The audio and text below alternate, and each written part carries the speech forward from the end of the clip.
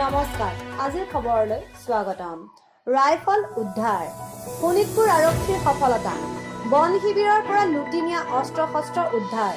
সোণাই ৰূপাৰ পৰা আজি পুৱা উদ্ধাৰ বন কৰ্মীৰ পৰা লুটি নিয়া দুটা 303 ৰাইফল আৰু গুলি শুক্ৰবাৰে পুৱা 4 বজাত সোণাই ৰূপাৰ কাষৰে এটা অঞ্চলত পুতি থোৱা অৱস্থাত উদ্ধাৰ এই অস্ত্ৰ-শস্ত্ৰসমূহ উল্লেখযোগ্য যে শোণিতপুৰৰ সোণাই ৰূপাই অভয়াৰণ্যৰ অসম অৰুণাচল সীমান্তৱৰ্তী 24 কিলোমিটাৰ নামৰ বন শিবিৰটোৰ পৰা বন কৰ্মীৰ দুটা ৰাইফল আৰু গুলি 24 ছেপ্টেম্বৰত অচিনাক্ত দুষ্কৃতিকাৰীয়ে লুটি নিছিল বিশ্বজিৎ ৰয় আৰু প্ৰমোদ নাথ নামৰ বন শিবিৰটোত থকা সুৰক্ষা কৰ্মীৰ জিম্মাত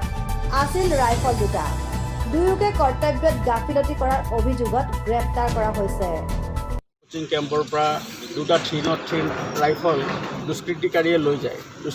লৈ যোৱাৰ পাছত আমি এই সংক্ৰান্তত এটা মোকৰ্দমা ৰুজু কৰোঁ আৰু ৰুজু কৰাৰ পাছত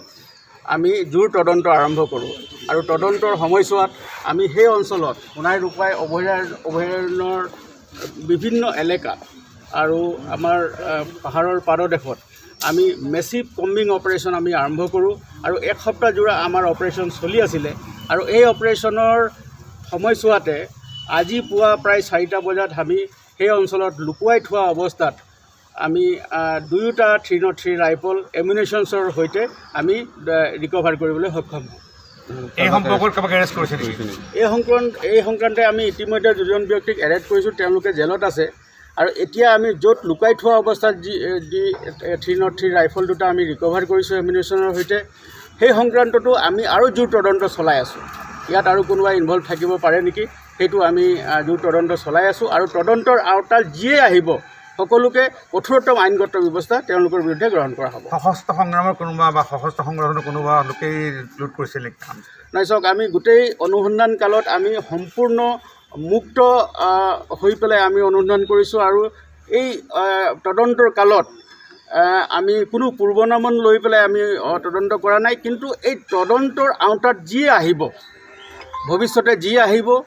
তেওঁলোকক আমি শীঘ্ৰে বিহিত আইনগত ব্যৱস্থা ল'ম আৰু এই তদন্ত কালচোৱাতে আমি আজি পুৱতি নিশা আমি এই আৰ্মছ আৰু এমিউনিশ্যন ৰিকভাৰ কৰিবলৈ সক্ষম হৈছোঁ যি দুজনক এৰেষ্ট কৰিছে তেওঁলোকৰ দায়িত্বত এই বন্দুক আছিল নেকি হয় তেওঁলোকৰ দায়িত্বত বন্দুক আছিলে আৰু তেওঁলোকে সেইটো কাৰণে তেওঁলোকৰ যিহেতুকে তেওঁলোকৰ কাষ্টডিত বন্দুক আছিলে আৰু তেওঁলোকৰ কৰ্তব্যত তেওঁলোকে গাফিলতি কৰিছে সেইকাৰণে তেওঁলোকক এৰেষ্ট কৰা হৈছে ব্যুৰো ৰিপৰ্ট আজিৰ খবৰ।